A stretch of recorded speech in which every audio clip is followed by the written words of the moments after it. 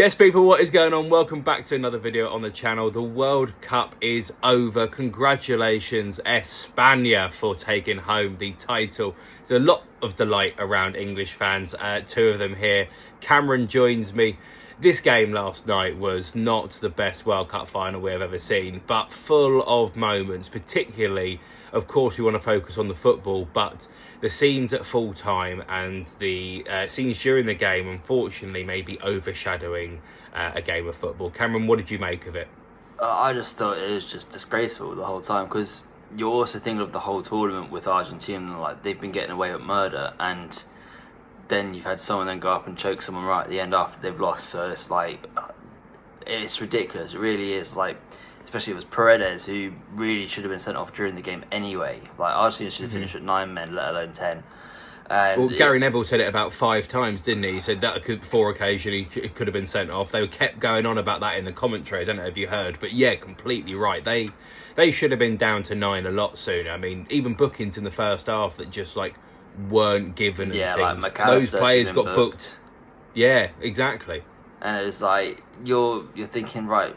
Obviously, we've seen how much they got away with against us in the semi-final, and it's like, you know, the first minute Bellingham just getting ran into when the ball's already gone like a couple of seconds before. You also had obviously Fernandez, who shouldn't even been playing in the final, you know, had his arm on Anderson's neck.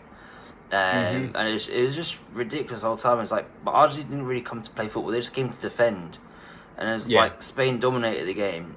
Like, Argentina had no shots in the normal 90 minutes. It took them until after Spain scored for them to actually have their first shot on goal, which was just insane to think about. Like, it's a World Cup final, go and win it. This isn't the game where you can just sit back and defend and, you know, see it out for the 90 minutes. This is, you know, a game you have to go for, otherwise you will get punished. It's the pinnacle of sport. How can you not go it? I mean, it was like if it was an Olympic swimming race, you wouldn't go, oh yeah, no, I'll get my opportunity with this. You'd be going flat out. It's the exact same thing. It is the highest of high, and I think it was completely disrespectful actually from Argentina. And I do get what you were saying about they didn't turn up to play. I mean, I'll actually tell you what I thought that they turned up to do, and I think they turned up to do it against England as well, and I think it's probably come from the fact that they were lucky in other games as well.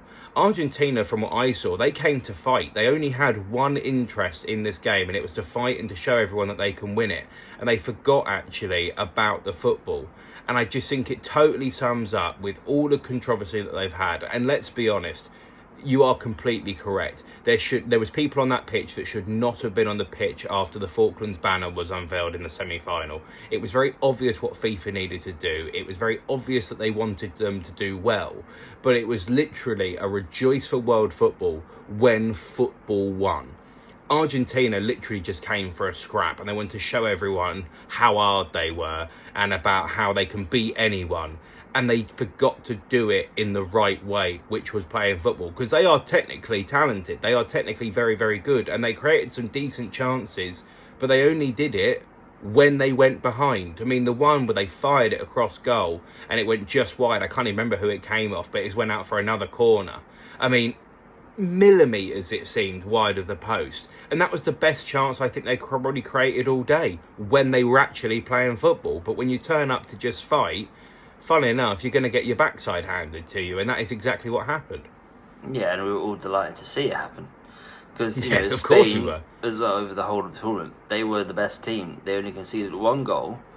They swept all the awards. I think shocked a few people as well, like young player Kubrasi. Yeah, fine, can see it. Obviously, Golden Glove. Yeah, can't argue with that. They kept the most clean sheet. And then player of the tournament, Roger, thinking Mbappe, maybe Messi, maybe. Well, I hate to say maybe? this, but we did our team of the tournament, didn't we? And we both said, I mean, I know I mentioned sort of honourably Rodri afterwards. The Spanish have been very, very good, but they didn't have anyone that sort of really stood out. But actually, Rodri winning this award, we said he didn't get in our team, but he was an honourable mention. But that is a sort of, you know, underlying role, you know, that a lot of teams don't have. And actually, it's something that's really, really important. And I do understand why he got the award, because I think it makes a lot of sense to give it to someone who maybe has really just consistently worked hard throughout the tournament. but the way that the money aspect is and all of that stuff in sport, you thought it would go to a goal scorer.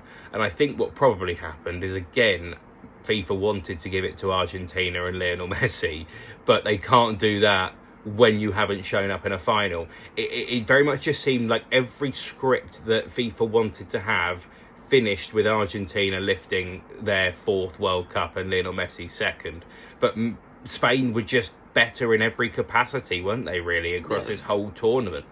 Yeah, they were amazing. It was very hard to, actually pick a better team than Spain over across the whole tournament. It's like, obviously, like, you've got honourable mentions, teams that have done well, who had gotten far. Like, obviously, you're thinking France, but then they never showed up for the semi-final. And then they didn't show up for the first half of the 3rd place game. And then they did, and they actually showed the quality that they have and what they really should have been showing, over that last, 135 minutes of football they had played. And it was like, obviously, England, doing really well against the semi-finals. And then you're already thinking, obviously, from our perspective, we should have been in the final, and we would have given Spain a much better game. Would we have won the whole thing? Probably not, but we would have had a shot in 90 minutes. We'd have gone into that game with more emphasis and more opportunity, I think, to beat Spain, because we would have gone and played. Now, again, not going to say that we would have won the game, that's a completely different thing, but England, I mean, literally, even in the 3rd place game, they showed that they did have more in the locker, but we'll come on to that in another video where we talk purely about England's tournament, which I'm very much looking forward to doing, actually, because I do think there's a lot of positives.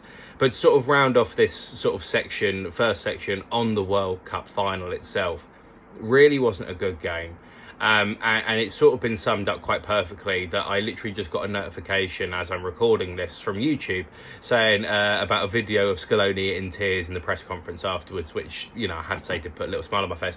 But I mean, I think that was the big sort of result for everyone, is the fact that football has gone to a nation that deserved to win it. And I think that, again, all the other stuff that's gone in this tournament, which we're going to come on to in a minute, because there is a lot that's happened in this tournament. There's a lot to sort of dissect and go through. But the football did the talking. That was how these tournaments should always be, is that the football did the talking, and the football for the result is what really mattered for Spain. So, congratulations, Vamos España, all of this stuff. Of course, we are all buzzing, of course, at the fact that football was the real winner. But maybe should have been a little bit different. And the game itself, really a non-event.